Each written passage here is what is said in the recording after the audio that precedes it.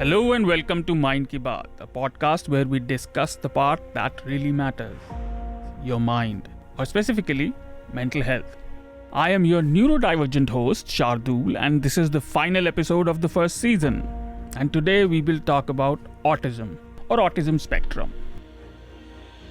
Approximately one child in every 100 is diagnosed with autism spectrum disorder. Well, I've come out to as autistic have said, I'm so sorry. I'm old, I'm new, I'm pretend that you are too. I feel like a boy in outer space. I touch the stars and feel out of place. Where it sounds like I've just told them I have a terminal disease. Pagal hai, Oh, pagal bachcha is. It was not a very encouraging glance which one would get from the society. I wanted to stop thinking. I thought that I was an alien. I thought that I was a weirdo. I thought that I was messed up. Look at people like Thomas Edison and Nikola Tesla. Michelangelo was probably autistic. What enabled these individuals to do something good, like great art or invent all kinds of things? I hope that someday I do. I'm odd, I'm new.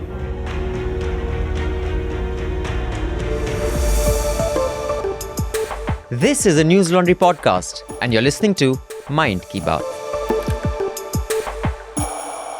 To talk about autism, I have two guests with a long and exceptional list of achievements. So our first guest is in the studio with us, Mary Barua. She's the founder and director of Action for Autism. She's also an activist and a specific needs educator who pioneered the autism movement in India. She's parent to Neeraj, and he is on autism spectrum, and she has over 2 decades of experience in working with individuals on autism spectrum, ranging from functionally significantly affected to the very able ones, and sometimes the old curmudgeon ones like me. She works with people to empower them, trains professionals and parents, advocates and lobbies for the rights of people with ASD. So autism and ASD are interchangeable terms, so please be mindful. If I say ASD or autism, they mean the same thing. She also writes, sensitizes and counsels people. She also started the first specialist school for autism, helped start the first training for teachers, and has conducted workshops all over the world. The organization she founded, Action for Autism, works with, but not limited to, individuals with social and communication challenges. And she has received national and international recognition for her work. So with that, welcome to Newslaundry, Mary. Thank you. And our second guest is Anindita Kundu. They are a queer, neurodivergent psychotherapist who have ADHD and are on the spectrum.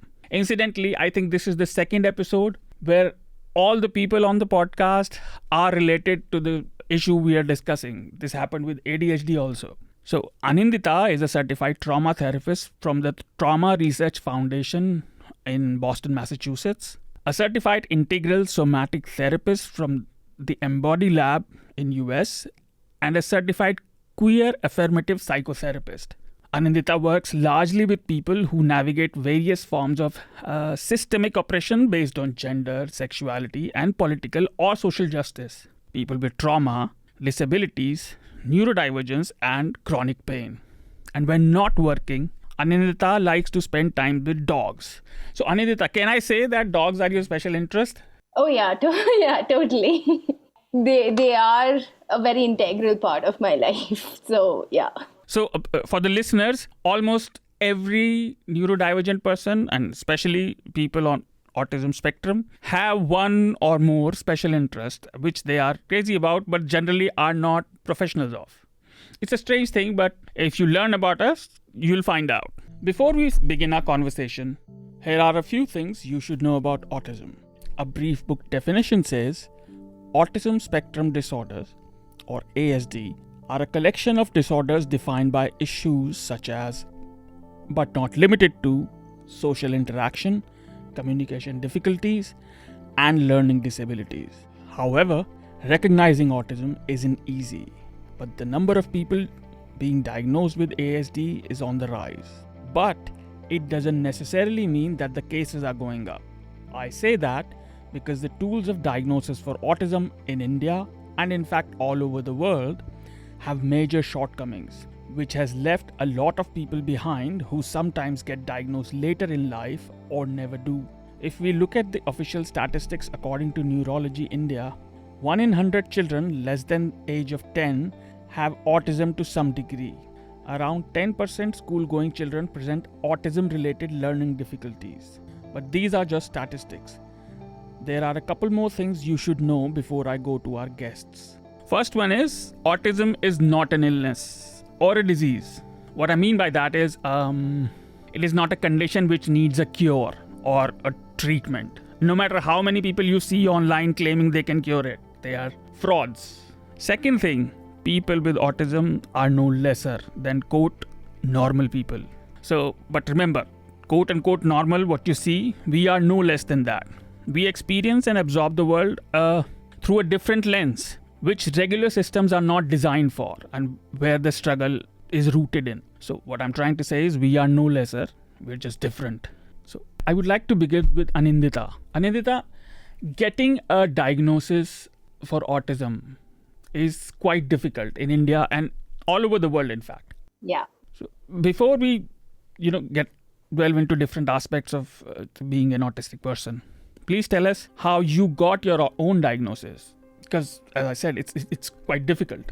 I think before I share about my personal experience, I do want to acknowledge that getting the diagnosis of autism is very, very difficult all over the world, especially for people who are not cis-het male. I do want to acknowledge that because the diagnostic criteria, they don't have the varied experiences that people have on the spectrum. Mm-hmm. So when we don't see that, we are only checking a list. And that generally takes away from the human experiences that all autistic people have, which are varied in nature. And which is why we don't get our diagnosis in time, which is why we don't get our diagnosis when we were younger. And I am an adult who got diagnosed with autism. I got my diagnosis when I was 30 with the social difficulties, trying to fit in, quote unquote, fit in. But the part that kept coming up even after my diagnosis, the part that kept missing was there's this understanding that autistic people are not empathetic. Right. I would keep hearing, but you are so empathetic. How are you autistic? But that isn't true, right? We all have varied experiences, just how in non-autistic people, empathy levels differ. Similarly, in autistic people, empathy levels differ. Certain aspects are certain things that we can be empathetic towards, while others may not be empathetic towards the same things that I'm empathetic towards, right? About my personal diagnostic journey, it's actually a little funny because I never thought I was autistic, even though I knew what my struggles were. And even though I am a psychotherapist, I never thought I was autistic because of the diagnostic criteria that we are taught. And that book, DSM, it really, really fails you when it comes to autism diagnosis. So it started with me thinking that my partner is probably on the spectrum, cis-het man. So I kept telling him that, I think we should go for a diagnosis. And he was struggling my struggles were more internal. And he was struggling very overtly. So he was also like, yeah, definitely we can look into a diagnosis and all of that. And very bad representation of autism, but there is this TV show called Atypical. I was watching that TV show, not a good representation, but I told him that, hey, I think this person is a lot like you. And he started watching it and he's like, more than me, he feels a lot like you. And then I was like, okay, I never thought of it, even though that was very relatable for me. That part of the idea that I could be autistic, that was just taken a back seat. I never allowed myself to think on those lines. And then we were like, okay, fine. I was sitting, that time I was working in a school, and I was sitting with a teenager who is autistic and has ADHD. And I was talking to him about his experiences. And in that moment, I felt he was speaking my mind.